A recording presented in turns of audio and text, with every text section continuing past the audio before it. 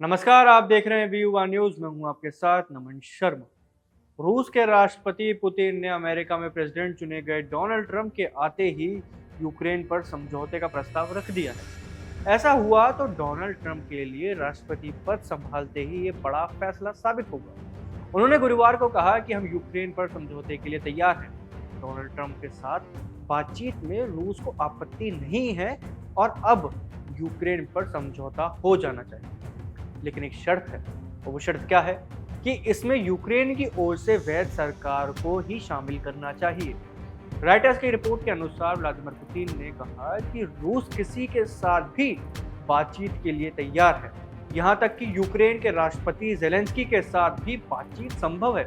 सरकारी TV channel को दिए सालाना इंटरव्यू में पुतिन ने कहा कि मैंने सालों से डोनाल्ड ट्रंप से बात नहीं की है, लेकिन मिलेंगे तो यूक्रेन युद्ध पर भी बातचीत के लिए तैयार हैं। उन्होंने इस बात से भी इनकार किया कि रूस जंग में कमजोर स्थिति में है। उन्होंने कहा कि 2022 में यूक्रेन पर हमले के बाद से रूस लगातार मजबूत हो रहा है।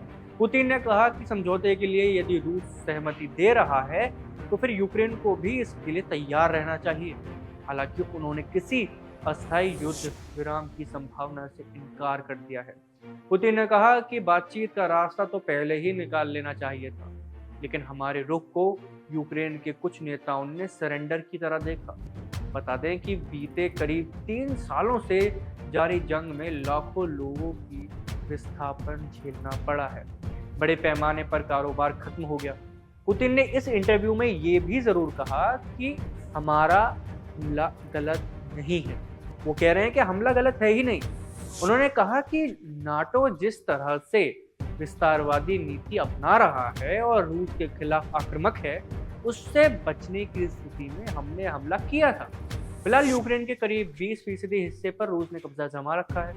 एक अहम बात यह है कि पुतिन ने यह भी स्वीकार किया कि रूस को जंग की ओर तैयारी करनी चाहिए। व्लादिमीर पुतिन ने कहा कि मैंने रूस को स्वतंत्र और संप्रभु राष्ट्र बनाए रखने के लिए हर संभव कदम उठाया है। रूस के हितों को साधने के लिए ही हमारा हर फैसला रहा है। इसके अलावा पुतिन ने कहा कि जो हाइपरसोनिक मिसाइल्स हैं उनको लेकर ये भी साफ कर दिया कि यदि पश्चिमी देश आगे बढ़े तो यूक्रेन पर हमला फिर से कर दिया जाएगा।